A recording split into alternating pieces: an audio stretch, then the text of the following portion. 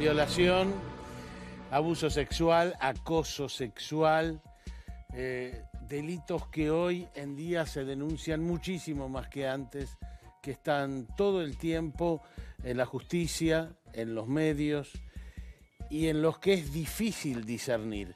¿Es verdad? ¿No es verdad? ¿Cuáles son las pruebas?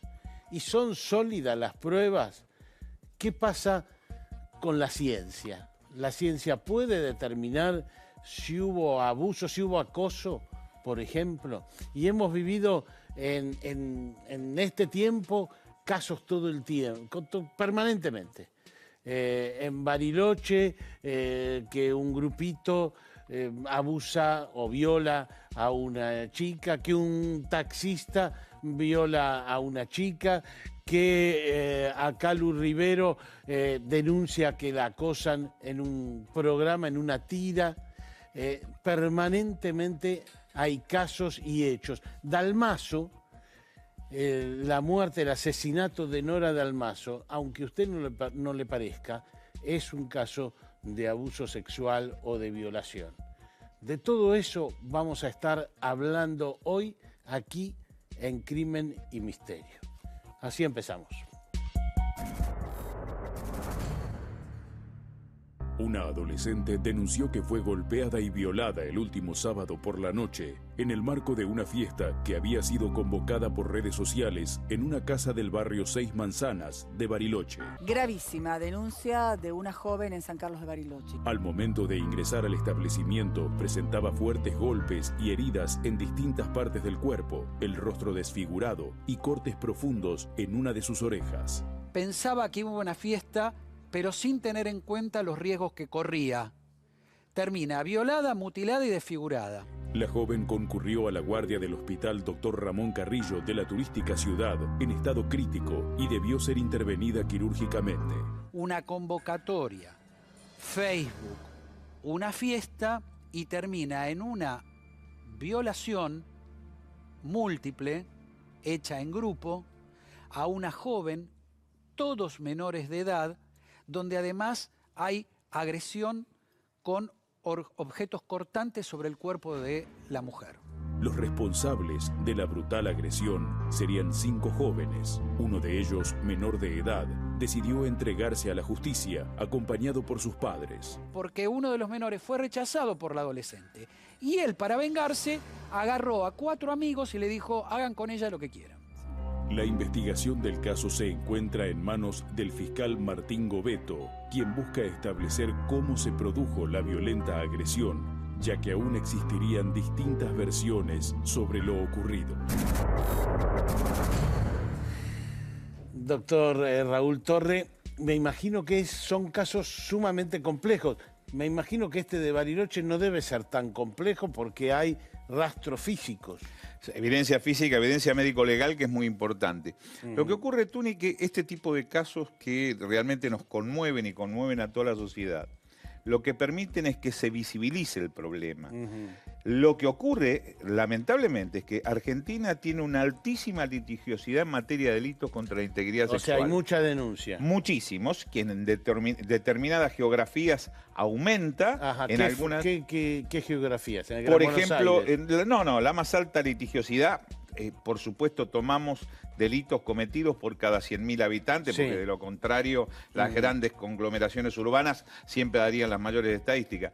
El noroeste argentino, las provincias del noroeste argentino son las que Salta, tienen... es decir, donde ocurrió lo de las turistas francesas. Claro, donde más alta litigiosidad y las que menos tienen las provincias del litoral. Me imagino que cuando hay una violación, no sé en el caso de Bariloche, el sujeto violador dice no, fue consentido. ¿La ciencia puede distinguir entre una violación y una relación sexual consentida? Bueno, existen una serie de evidencias médico-legales que de alguna manera sentencian la presencia del delito contra la integridad sexual. ¿Cómo qué?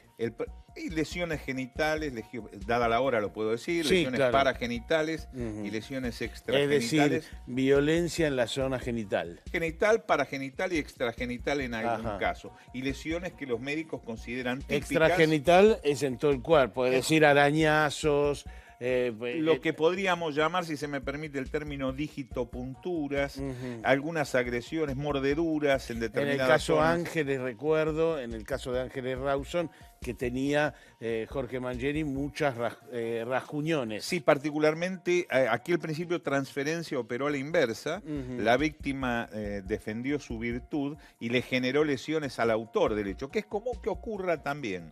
También hay una práctica siniestra que se da y lamentablemente en nuestra Ahora, que población no más estén joven, esas lesiones, que no estén las lesiones. no quiere decir que el delito contra la integridad sexual no haya ocurrido. ¿No? ¿Y No. cómo se distingue en ese caso? Y bueno, aquí vienen una serie de pericias que se realizan para con la víctima, siempre procurando evitar la revictimización, que lamentablemente en muchas circunstancias aún todavía ocurren, para determinar la credibilidad de la víctima. Ajá. Me imagino que en estos casos no es muy habitual que haya testigos encima. No, claro En que este no. caso de Bariloche, llamarán a declarar a los otros pibes, algo pasará, mirarán lo de Facebook, que ahora... Es que digamos, en la juventud existe una metodología criminal en este momento que no es muy extraordinaria, que es la utilización de la llamada burundanga, que es de lo que fueron víctimas de alguna manera. Recordará usted ¿creemos en las la chicas. burundanga? Sí, claro. Las Es decir, chicas, las hay una mendocinas especie- en Ecuador, en Montañita, las Hay que una murieron. especie de anestésico Sí, que que baja no, la no defensa. vamos a decir qué medicamento es el que se utiliza, Sí. porque es parte de la farmacopea, se coloca a la víctima en total estado de indefensión. Ajá. Generalmente hay uno de los criminales que opera de gurú, que es el que lleva a la víctima en confianza a un lugar determinado. La Ajá. víctima, a ese personaje lo acompaña, Ajá. y es donde aquí Entran interviene los otros. el crimen grupal, que no sería extraordinario que hubiera sido el de Bariloche, que no conozco en su fina sintonía, ¿verdad? Desde ya que cualquier tipo de relación con una menor entra en el campo de la violación, Bueno, aunque, menor de- aunque tenga consentimiento. Es que tiene la menor de 12 años, tiene el consentimiento vedado. Aun cuando lo dé, se entiende que es un delito contra la integridad sexual, que entra en otro terreno y en otro grado de litigiosidad también importante en nuestro medio, que es el abuso sexual infantil, donde lamentablemente tenemos muchísimos casos, ¿verdad? La última, hay casos de acoso sexual, ¿no es cierto? Es decir, una persona que la vuelve loca a la mujer, le está encima, es jefe a veces, o cosas, tiene poder. Ahí la prueba es básicamente los testimonios. ¿Hay alguna otra? general, no, hoy en día con los medios electrónicos que hay, tenemos videos, tenemos grabaciones. Digo, porque tenemos el de WhatsApp. Calu Rivero, que acusa a Juan D'Artés. Y va a ser difícil discernir, Es o que, no son difíciles. Tuni, la gama de delitos contra la integridad sexual es muy amplia. Nosotros hablamos de la violación, que es el gravemente ultrajante, que es una de las variedades y obviamente la más cruenta, pero existen muchísimas. Desde lo que antes llamábamos, aún lo sigue Ahora, siendo, yo me llamábamos imagino- el abuso deshonesto, por ejemplo, que muchas veces no deja evidencia física y no deja de existir, ¿verdad? Yo me imagino, Calu Rivero llevará testigos, Juan D'Artés llevará testigos, ¿y cómo hace el juez para resolver? Deberá resolver el peso, que por ahí está la doctora Hermida Leyenda, seguramente ella podrá abundar un poco más en esto, verá la carga probatoria, qué lado de la balanza es el que inclina en uno u otro sentido, ¿verdad? Vamos a nuestro primer caso, un caso que tuvo muchísima repercusión.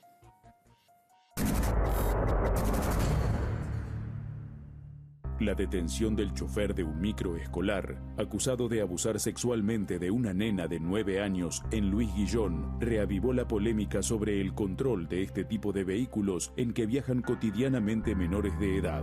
Por este caso, fue arrestado Lucas Matías Álvarez Ferreira, de 38 años, quien transportaba a chicos del Instituto Argentina de Gestión Privada en el partido de Esteban Echeverría, a partir de la presentación de un video filmado por un vecino que muestra el momento en el que el individuo manoseaba los genitales de la menor. De una nena de 9 años se negó a declarar y seguirá detenido. En el momento que lo filmaron, hicieron la denuncia y lo vinieron a detener. Y es escalofriante el video, la verdad. Escalofriante. A mí me sorprende porque nunca pensé que iba a pasar esto. Me agarró un miedo, la levanté a mi hija 9 de la mañana, 10 a los gritos, Ludmila, contame, Ludmila, ¿qué pasó? Ludmila, porque imagínate como madre te entra a la cabeza a dar vueltas. El conductor detenido, que viene de una familia de transportistas, deberá responder ante la justicia por el delito de abuso sexual gravemente ultrajante. La acusación que recae sobre el chofer se ve agravada por su rol de cuidador temporal de la menor que trasladaba. Por su parte, desde el Instituto Argentina, al que asiste la alumna atacada, quisieron dejar en claro que el transportista no pertenece al establecimiento, sino que la relación laboral es entre él y los padres. Norma Lambrecci es la autora de este libro, aquí ustedes lo ven, que se llama Alas encadenadas y que tiene que ver con el abuso que ella sufrió de chiquita. Norma, gracias por venir. ¿Qué tal? ¿Cómo Primero estás? aclaremos que nos hubiera gustado que usted pueda juzgar el video que hay sobre el caso de la nena en el autobús, pero la justicia está investigando el caso y entonces tenemos que observar las normas. Norma, ¿cómo fue esto?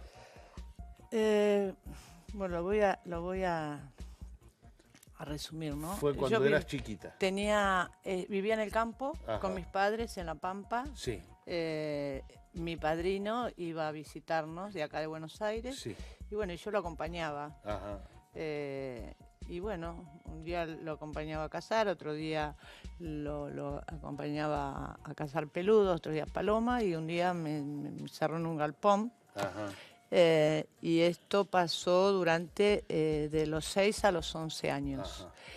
Y bueno, esto lo he comentado y lo cuento en el libro. Sí. Lo que vos haces en 4 paredes con tu pareja, Sí. él me lo hacía a mí hasta que veía sangre. Cuando Ajá. veía sangre paraba. Ajá. Y bueno, Y Lo- no lo podías hablar con nadie. no, porque él me amenazaba con una carabina, que si la Ajá. carabina, si le avisaba a mi papá, lo iba a matar y mi papá iba a ir preso y yo no lo iba a ver nunca más. Ajá. Entonces, Para una y- chica de 6 años o 7, 8. no, es eso que era no, tremendo. el miedo paraliza. Por eso yo siempre, esto es de lo que quiero decirle a los padres, que cuando que no hay que gritarle a un niño. Mi padre me gritaba, era muy severo. Ajá. Y entre los 5 y los 6 años me pegó, Ajá. me acuerdo hasta el día de hoy. Y yo le tenía miedo. Y a Ajá. veces uno no le cuenta a los padres por miedo. Por eso el maltrato, el grito, el tratarlo al niño de tarado, Ujú. es violencia. Ujú. Es como el jueves pasado la violencia, que de adentro de las personas que nos tienen que cuidar, de adentro del Congreso, se pegaban, se golpeaban. Ve eso el niño. Entonces es como que dice, bueno, no hay respeto. Si no te respeta tu padre, Ujú. después... ¿Y cómo evolucionó la situación? Y yo hasta el día de hoy tengo problemas. Ujú. El estar ya hablando con vos, cuando yo encuentro con una persona que lo veo que tiene un título, que sabe más que yo, en mi casa, como yo repetí muchas veces los grados, porque iba al colegio y después que salía del colegio me tenía que ir a ese galpón, a mí no me quedó nada del colegio. Después hice la secundaria de grande. Porque él después vivió ahí o No, iba cada tanto. él cada 2 meses iba a visitarnos al campo. Y él murió cuando tenía yo 14 años. Ajá. Por ¿Y a suerte. los 11 Bueno. cómo es que cómo A se los cortó? 11 se cortó porque nosotros nos fuimos a otro campo y a ese campo no se podía ir a cazar, entonces él no fue más, Ajá. porque antiguamente se cazaba, Ajá, ahora, entiendo, sí. ahora no, pero antiguamente se cazaba, iban a cazar liebre y esos cueros de liebre se vendían Ajá. y se pagaban muy bien, igual que el cuero de zorro, entonces yo lo tenía que acompañar O y sea, era cada todo 2 hora, meses él volvía. y era la hora de la siesta. Ajá. Y nunca le pude decir ni a mi mamá, ni a mi papá, ni ¿No? a mi hermana. No, no. Yo lo único que quería era morirme. Ujú. Yo me quería morir porque no sabía lo que me pasaba. Ujú. imagínate que si a una adolescente como de 14 años, yo tengo miles en mi página, en Alas Encadenadas, historia de una niña violada, tengo miles de niñas que me llaman. Y por el libro me recibió el Papa Francisco cuando yo le mandé un mail y gracias a... O sea, ¿nunca pudiste saldar cuentas con él tampoco? No. Es decir, nunca, digamos, se murió sin haber sido denunciado. Y no, yo tenía 14 años y en el campo, hace 40 años atrás. Recién ahora se está hablando. Yo tengo mujeres de 80 años que vienen a contarme por primera vez a mí. Tengo hombres, ¿no? Hombres que vienen a contarme, que nunca lo contaron, pero como ven un referente en mí y comúnmente a todas nos pasa lo mismo, los miedos. Yo me hice pis hasta los 12 años. Por esta causa no podía tener hijos, no podía terminar la secundaria, no podía tener pareja. A mí me salvó la terapia, por eso les digo a todas las niñas que han sido violadas, sin un terapeuta no te salvas. Yo si no hubiese ido a terapia, hoy no estoy acá charlando con vos. A mí me daba lo mismo vivir que no vivir, porque tampoco sabía por qué lloraba y por qué esas depresiones. Yo me di cuenta cuando empecé a hacer terapia, pero ya de grande. Ni a tu papá ni a tu mamá le pudiste contar nunca qué pasó. No, nunca, jamás. A mi hermana, lógico, ¿no? Pero a mi padre, a mi madre, no. Yo le tenía pánico a mi papá. ¿Cómo se hace para pescar indicios de que algo está pasando con una nena? Y te das cuenta enseguida. Yo doy clases y tengo todas adolescentes y cuando la veo que no se deja tocar, yo doy clases de modelos, pero para la vida, porque les enseño lo que es una pasarela, pero más que todo desde el lugar de cuidarse. Lo que no hicieron conmigo es lo que yo estoy haciendo hoy, ¿no? Esta misión que no agradezco, ¿no? Porque no agradezco lo que me pasó, pero estoy feliz de ayudar a todas esas niñas. Y la que no se quiere sacar la ropa, la que no se deja tocar. ¿Y percibís que es muy habitual o habitual? Porque hay por ahí una estadística que dice 1 de cada 7 niñas, etcétera. Una de cada 10, 6 son abusadas. ¿De 10, 6 son abusadas? Te digo, te tengo en la escuela. Tengo en la escuela. Sí. No. Sí, te digo que sí, es impresionante. No, yo nunca me imagino, lo vivo día a día. Y ahora lo que estoy pidiendo, que los otros días lo fui a pedir al Congreso, que presenté el libro en el Congreso, pedí un refugio porque yo ya sola no puedo. Sola no puedo, porque yo me encuentro en confiterías para hablar con las madres y con las niñas. ¿Te parece que, porque muchas veces me he encontrado frente a este tema abordándolo desde el periodismo y también a través de cosas que pasan con amigos, ¿te parece que efectivamente se puede demostrar? Es decir, la ciencia puede demostrar si una piba, digamos, sin penetración, bueno, ¿no? Porque si hay penetración ya empezamos a discutir otra cosa. A mí me traían acá a Buenos Aires porque cada vez que venía mi padrino, esto lo descubrí en terapia, yo me hinchaba toda, a donde él me tocaba. Me hinchaba la lengua, los labios, la vagina, se me hacían todas ronchas. Y a mí me trajeron 2 veces acá a Buenos Aires y los médicos hicieron los osos. Realmente se hicieron los osos, por no decir otra cosa. O sea, para mí no ¿a vos te a mí parece que ellos percibían lo que pasaba pero totalmente, médicamente? Totalmente. Yo hoy que soy grande, pero ¿cómo no se dan cuenta que yo tenía lastimada la vagina?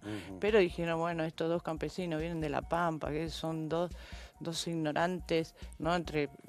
Yo ahora lo pienso, ¿no? No es que en ese momento lo pensaba. ¿qué le vamos a decir? ¿Sabés qué sucede? Que, por ejemplo, en general, en los casos de abuso o violación de menores, se hace la cámara Gesell, Sí. ¿no es cierto? Y Mariano Castex, el psiquiatra, que fue titular de la cátedra de medicina legal, él dice, ya no es cierto de que los niños no mienten. A veces mienten, a veces dicen lo que los padres los influencian y a veces dicen la verdad. No es tu mirada. No.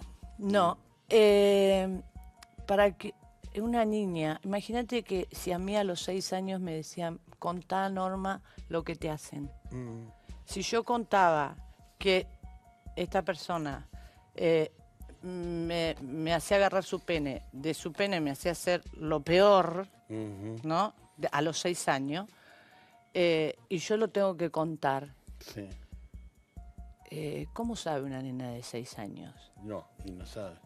¿Cómo sabe? No, Yo tengo un no caso, una niña me decía, me Pero tira lo plasticola. que pasa es que no en tu caso, pero en otros casos hay mucha influencia de los padres, de la televisión, digamos, hay influencia externa a veces. Y sobre todo cuando veo en los colegios, hubo un caso muy famoso de un profesor de música en Morón, donde todas las chicas, y después la verdad que fue absuelto de todos los casos, porque eran muchas chicas, no había... insisto, mucha presión de los padres, mucho alboroto de los padres, mucho alboroto de cámaras de televisión cubriendo el caso. Si hay un profesional enfrente, que ahora hay profesionales que el cuerpo habla. Sí. Y lo que yo le digo a las madres cuando realmente viene una niña que dice fue violada, y en el momento que ni la lave, ni nada, que la lleve automáticamente a hacer la denuncia. Porque yo volvía de ese... Nosotros tenemos un caso, el que abordamos acá recién, el que mostramos el tape, que no pudimos mostrar el tape, que bueno, hay un tape que muestra la situación, es muy claro, muy abominable, es una vergüenza, un asco, pero muestra efectivamente un manoseo clarísimo, un abuso del chofer del autobús a la nena. Bueno, una prueba semejante la tenemos hoy porque hay celulares. Ese hombre está suelto. Ese hombre no está cierto. Ese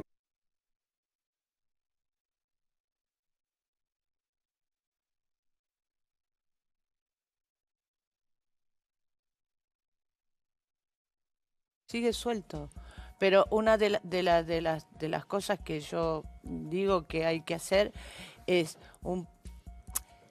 hacer la denuncia, está bien, pero ojo que hay que tener mucho cuidado, que vos estás hablando recién de acosos de este actor, que yo vengo acá y digo, te denuncio a vos porque me acosaste ahí en maquillaje. ¿Quién te saca esa mancha de encima? Bueno, por eso, hay que tener mucho cuidado, porque yo te cuidadoso. tengo bronca y lo puedo hacer. Hay que tener mucho cuidado con el tema ese porque te marca, aparte, a la familia, a todos. Desde ya. Por eso vamos a insistir aquí, después de la charla con Norma, sobre el tema de las pruebas y los casos. Les insisto, se llama Alas encadenadas, el libro de Norma Lambrecci. ¿Se dice Lambrecci o Lambrecci? Lambrecci, perfecto. Porque en sí soy Lambrecci, que me enteré hace 3 años. Pero en sí es Norma Lambrecci. tuvo la valentía de escribir todo esto y pueden leer el libro y pueden buscarla en mi página. Y bueno, y que cuenten conmigo porque, bueno, estoy para eso. Dios me puso en esta misión y voy a ayudar a todas las niñas del mundo. Eso es así. Enseguida volvemos con otro caso que tuvo muchísima repercusión. Lo va a ver usted ahora en este video que le vamos a pasar ahora. Este es el informe. Un taxista, en este caso, el acusado de violación.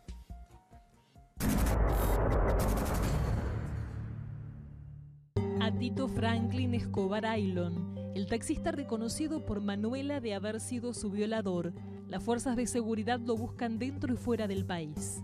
No hay constancias de que haya salido legalmente del país, pero siendo Bolivia un paso fronterizo que tiene, la verdad que todo el mundo sabe que se puede ir por un camino alternativo, ¿no? En forma trucha.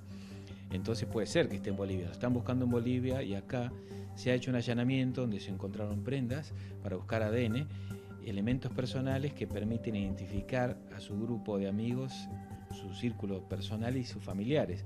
Así que lo están buscando por todos lados. Una joven de 20 años llamada Manuela tomó en Colegiales un taxi conducido al parecer por este hombre con rumbo a Recoleta, pero ella se quedó dormida. El conductor la llevó a otro lado y la sometió sobre el vehículo. Hasta el momento todas las pistas cercan a este individuo de nacionalidad boliviana, denunciado por su propia esposa. Sigo golpeando puertas y marcando teléfonos y siguen sin contestarme, ¿no? La verdad que es desgastante, ser violada es una carga que uno lleva toda la vida. Y lo que yo estoy buscando básicamente es compartir esa carga con quienes la tengo que compartir, que es con la justicia, ¿no? Con el Ministerio de Seguridad, que se tiene que ocupar de ayudarme, y sobre todo con mi violador, que tiene que estar preso. Bueno, estamos con Manuela y Adriana, la hija que sufrió esto que usted acaba de ver, ataque del taxista, y la mamá. ¿Cómo van? Bien, bien, gracias por invitarme. A ver, hoy en día el taxista está prófugo. Sí, exactamente. Sigue prófugo de la justicia. ¿Y qué, digamos, cómo lo sobrevivís? Básicamente porque no me queda otra. Ajá. Esa es la base de todas estas cuestiones. Tenés dos alternativas. O te pegas un tiro o salís adelante. Bueno, evidentemente elegí salir adelante. Y cuando digo que no te queda otra es porque también no te dejan, digamos, los que se tendrían que ocupar de esto que decía recién, de cargar con esta situación en conjunto, que es la justicia, el Ministerio de Seguridad, por ejemplo, que es el que busca a los prófugos. Y cuando ves esto, que no tenés llegada, que son inalcanzables, que no hay respuesta, que te tratan, que te destratan todo el tiempo. ¿Cómo son las pruebas de esto? ¿Cómo se... uno pasa por una situación tremenda con las pericias? Sí, pero lo peor, no sé si necesariamente con... Sí, en realidad sí, pero lo que quiero decir es, a mí me pasó, por ejemplo, el médico legista, ¿no? A mí me acababan de violar y me vino a revisar un hombre. Sí. Con una ginecóloga al lado, pero hombre, al fin revisándome. ¿No te preguntaron? No, por supuesto que no te preguntan. Y el tipo en su informe pone que puede haber sido una violación, como puede ser las lesiones productos de una relación sexual salvaje. Sí.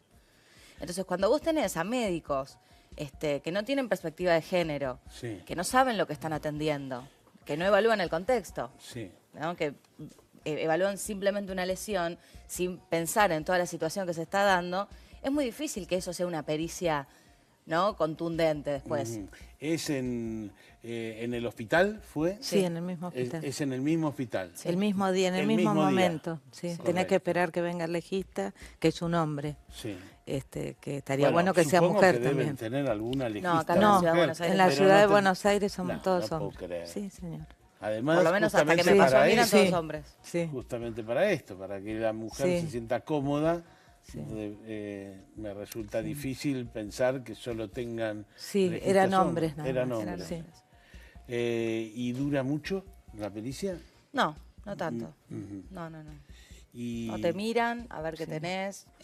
Tampoco, no es tan, por lo menos en mi caso no fue tan invasivo, simplemente me miraron. Pero es esto que te digo, tampoco es una prueba contundente. Yo, la verdad que a mí no me respalda lo que el tipo pone en el informe. ¿Entendés? ¿No te respalda? ¿Por qué? No me siento yo como víctima respaldada, a eso voy. Legalmente sí, por supuesto que sí. Pero yo como víctima no me siento respaldada por lo que ese Ahora, tipo he está visto diciendo. otros casos en los que hay fotos. Sí, puede ser. No. ¿A vos no te sacaron fotos de la zona vaginal como para que esta es la prueba? No. Fue el informe del médico, nada más. Es el informe del médico, nada más. ¿Y otros rastros de violencia? No, bueno, tenía moretones en... Tenías moretones. Sí, que eso consta también en el mismo informe. Entiendo. Te revisan todo. Y los rastros de ADN en el auto quedaron. Ah, los rastros de ADN en el auto. El auto estuvo un mes siendo periciado. Correcto. Sí, sí. Y, pero de todas maneras, como nunca pudieron acceder al prófugo, nunca se pudo hacer la comprobación. No. ¿Y eso en qué deriva? Deriva en que de todas maneras es sospechoso, buscado, prófugo, etcétera, etcétera, etcétera. Sí, está imputado en principio. Está imputado. Esa es la carátula. Él está imputado en esta causa. Pero hasta que no aparezca no se puede, obviamente, hacer absolutamente nada, porque es un prófugo de la justicia. ¿Y les parece que la justicia está buscando como corresponde? No. Él se supone que está fuera del país, en Bolivia, no es seguro. La justicia se agarró de eso, el ministerio, todos se colgaron de que estaba en Bolivia para decir, bueno, listo, esto no me corresponde a mí y no laburo. Fin de la historia. ¿A ustedes les parece que no está fuera del país? A nosotras, sí, por supuesto, para nosotros no se fue nunca. Pero lo que sí nos consta es que no lo están buscando. Eso estoy segura que no lo están buscando. Esta es la foto del imputado por violación. ¿Cómo fue? ¿Vos quedaste inconsciente o estuviste consciente todo el momento? No, me quedé dormida o me durmió, no lo sé, porque cuando llegué al hospital no me hicieron el toxicológico. No te hicieron el toxicológico. No me hicieron el toxicológico, entonces no voy a saber nunca si me durmió o me dormí.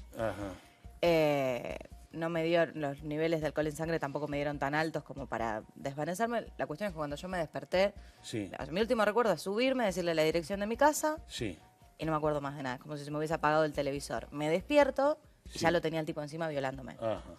Así. O sea, y mi cuerpo, no me reaccionaba el cuerpo como para defenderme tampoco. Eso es raro. No, justo el doctor Torre decía hace un ratito de que efectivamente...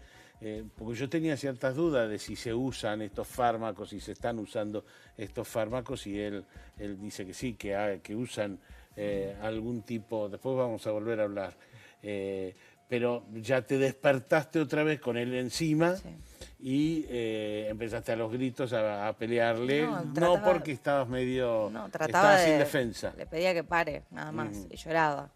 De hecho, en el único momento donde paró fue cuando dejé de llorar y dejé de pedirle que pare.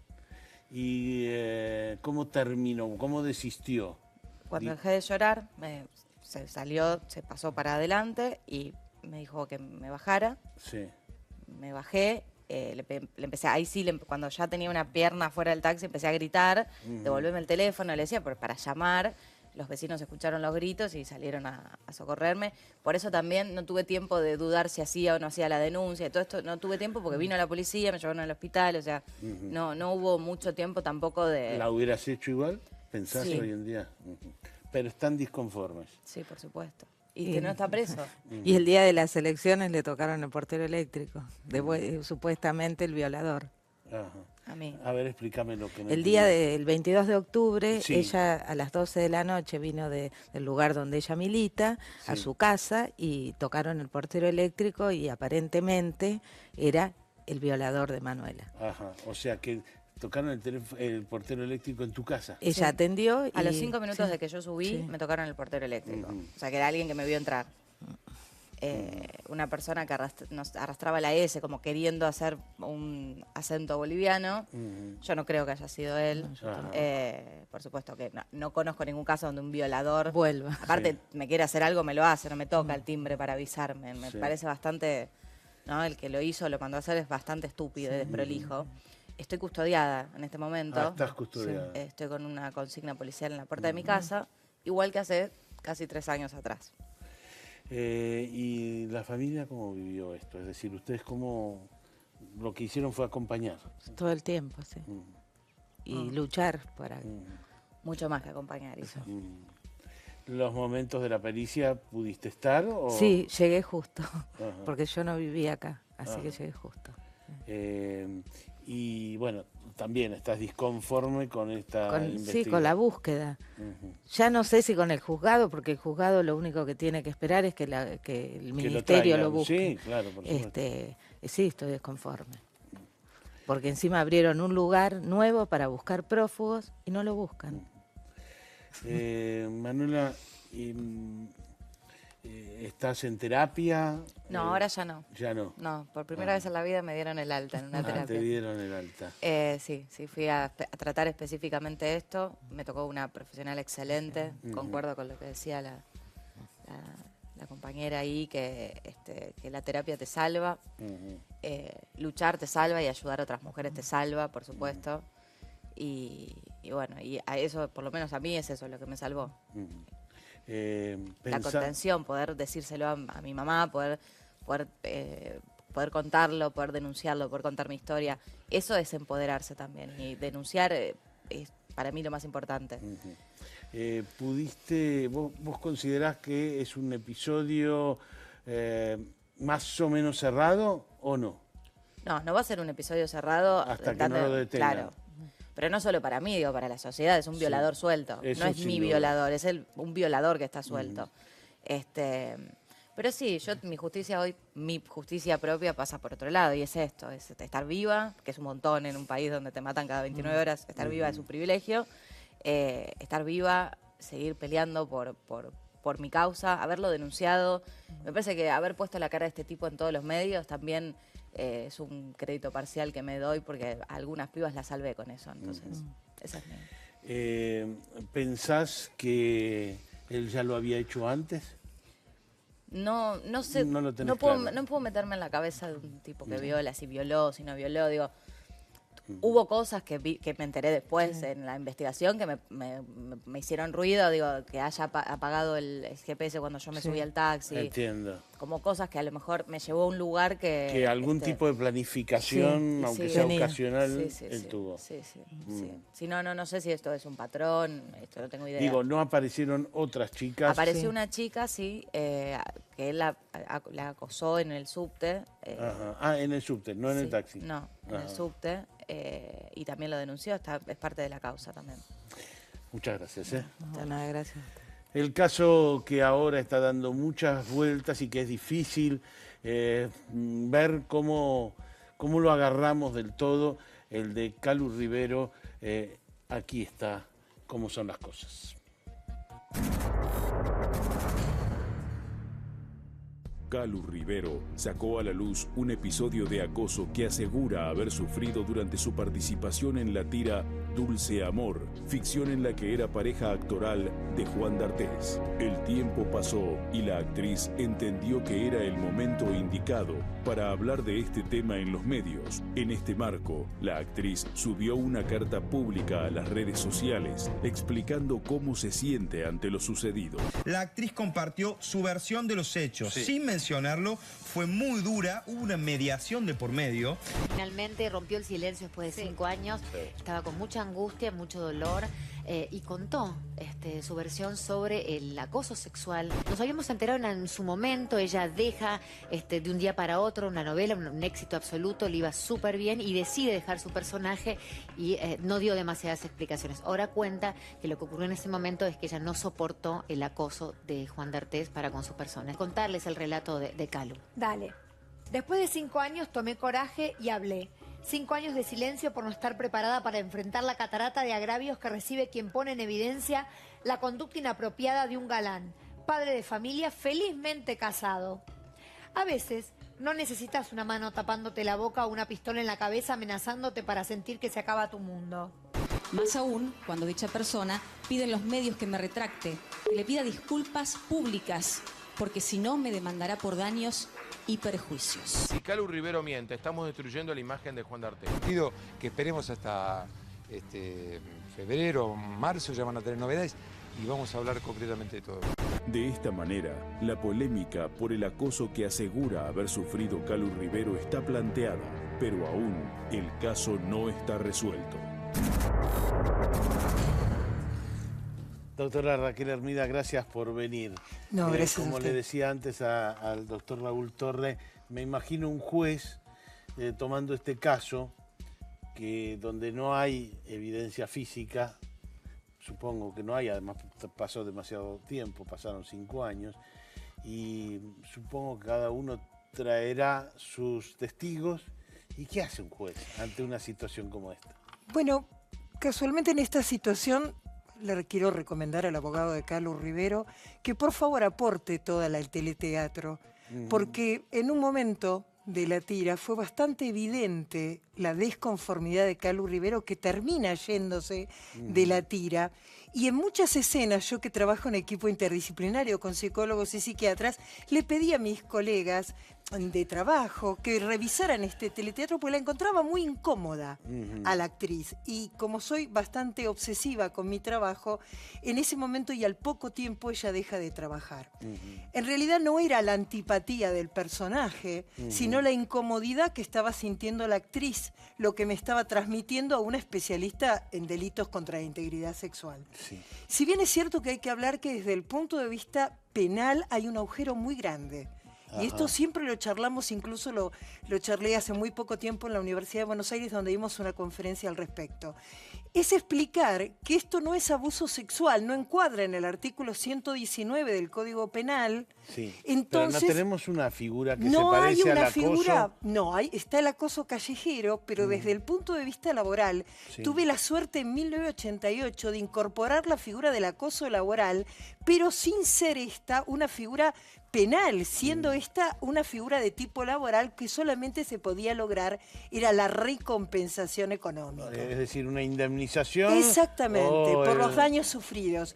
Yo creo que analizar esto, lo que la mejor prueba que tiene esta actriz es haberse retirado de una película donde ella, de un teleteatro donde ella era protagonista y era evidente en las escenas la molestia que ella tenía. Lamentablemente, a pesar de que me guste mucho como actor, Juan D'Artés, lamentablemente, lo viví en ese momento viendo como espectadora. Pero por ahí, de alguna manera, ella se fue por otra razón.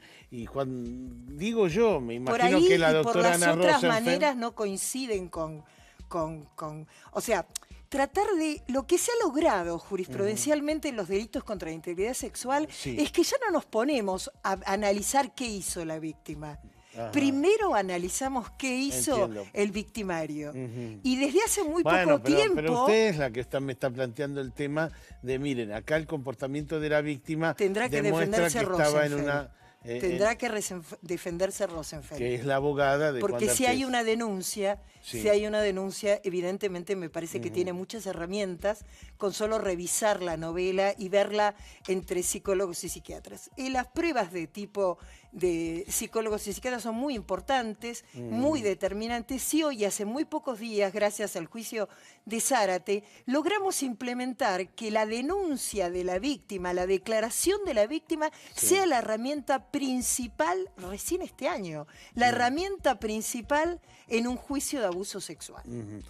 Entonces, ¿usted cree que en este caso el hecho de que ella se haya retirado es una prueba fuerte? Un indicador, claramente un indicador, porque era un buen salario, porque era un buen lugar donde ella estaba trabajando. ¿Y puede haber una condena penal por esto? A mi criterio, no, porque no encuadraría, no revisé todas las escenas, pero no encuadraría en abuso sexual. Sí, por supuesto pueden usar denunciar las imágenes. Sí, hay que aportarlas como prueba.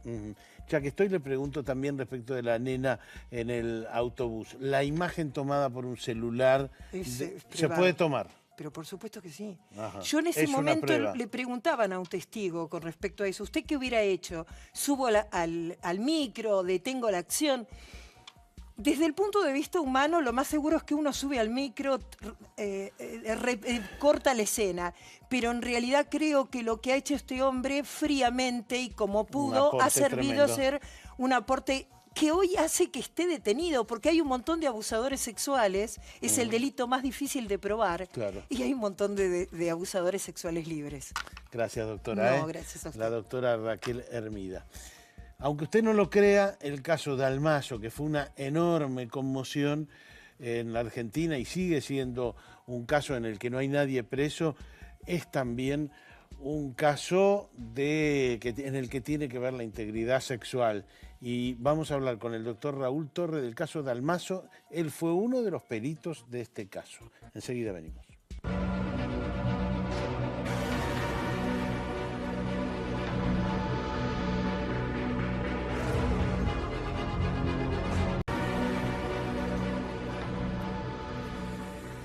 Bueno, les recordamos que a cualquiera que se sienta víctima, que esté sufriendo un caso de acoso, de abuso, 144 es el número en el que uno puede tomar contacto con cómo seguir, cómo afrontar estos casos. Doctor Torre, no sé por qué razón en el caso del asesinato de Nora Dalmazo no se asocia con una violación. Usted que estuvo ahí, que estuvo en la escena, que fue uno de los peritos del caso. Hay una confusión pericial inicial del punto de vista médico-legal, donde se habla de una víctima muerta en una relación consentida. Inclusive llegó a existir cierta fábula de asfixia erótica, porque la víctima muere en realidad por estrangulamiento. Ajá, entiendo. Pero analizado el cadáver, que ese sí habló, lamentablemente el cadáver de Nora Dalmazo habló y habló muchísimo. No existe absolutamente ninguna duda de que se trata de un delito contra la integridad sexual seguido de muerte. Sí, una violación concretamente. ¿Qué lesiones lo convencieron a usted? Usted estaba con el doctor Raffo. Con Raffo y el doctor Fenoglio conformamos un equipo, pero no es solamente nuestra opinión, fue la opinión del doctor Mangiaterra del Cuerpo Médico Forense de la provincia de Córdoba, la ciudad de Córdoba, y la misma opinión del FBI también. ¿Qué es lo que los convenció a usted? Las lesiones que tenía, que eran propias de un delito contra la integridad sexual, como hablamos antes. Es decir, cerca de la vagina. No, dentro. Dentro de la vagina. Sí, no quisiera entrar en detalles por respeto a la víctima, pero tenía una lesionología muy importante, una lesionología paragenital y una lesionología extragenital, que era una mordedura concretamente en un pecho. Que estos son lesiones que marcan la tipicidad de una violación generada por un individuo que exacerba la violencia en el delito contra la integridad sexual. Ahora, hoy en día hay más tecnología que entonces, pero por ejemplo, si la sujetaron de las manos, hoy sabríamos, y entonces ella tenía en su momento lesiones de que la tenían agarrada. Sí, absolutamente. Tenía.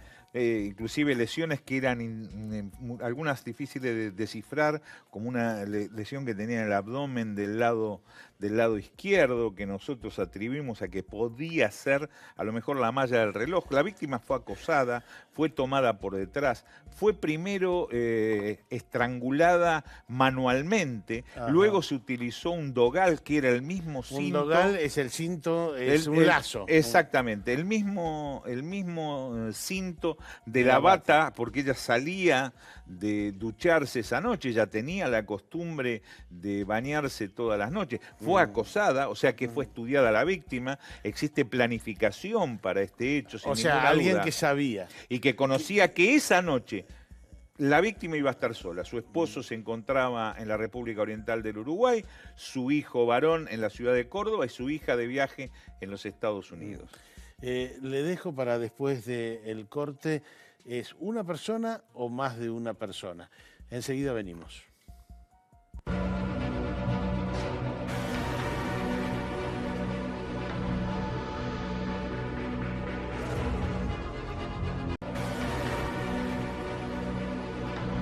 Doctor Torre, insistimos con el caso del asesinato de Nora Dalmazo. ¿La ciencia puede determinar si es una o más de una persona? No, esto es muy difícil porque lo que no hay es prueba genética.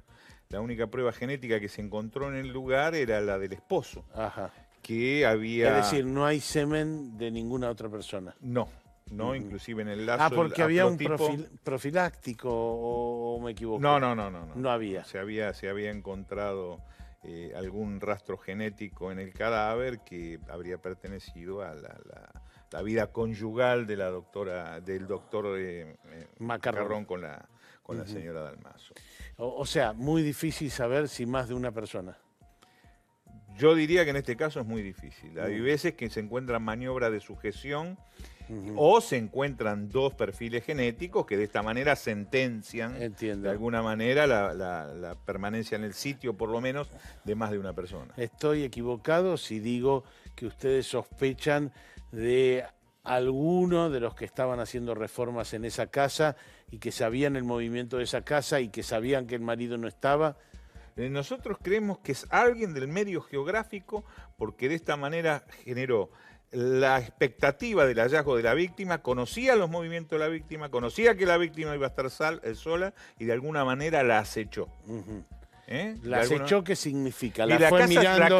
No, la estuvo esperando dentro de la casa, a la que era de fácil acceso en ese momento porque se encontraba en un proceso de reforma, un proceso de construcción, ¿verdad? Subió por una especie de escalerita que llevaba como una enredadera que llevaba a la planta superior, que se encontraba por esos días de noviembre que hacía mucho calor, se encontraban las ventanas abiertas. ¿No? Es decir, que tenía claro cómo subir, que tenía claro que ella estaba sola, es decir, alguien que conocía el sitio. Alguien del medio, lo que no quiere decir bajo ningún concepto que uno, como nos pasó con el caso de Ángela Rawson, que uno hablara del medio familiar, del medio geográfico. Entiendo. A esto nos referimos. De alguna manera, aun cuando fue un bochorno esperar al FBI como 2 años, el FBI llegó a las mismas conclusiones que nosotros. Ahora estamos, digamos, falta 1 año para la prescripción. Entiendo que se está investigando la causa, que no se ha cerrado, pero veremos a dónde conduce, ¿no? Y sí, fíjese que han pasado 11 años. Vuelvo al concepto general.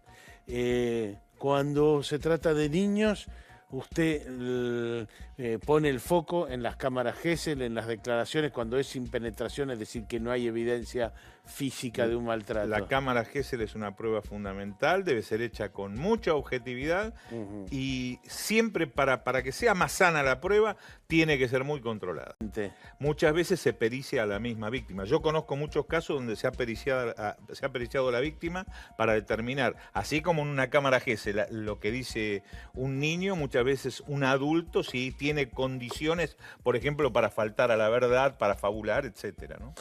Gracias, doctor Torre. Gracias, Tuni. Bueno, tremendo es este mundo del delito contra la integridad sexual. Les insistimos mucho con el número 144, porque esto está pasando infinitamente más de lo que pensamos. Hasta la próxima.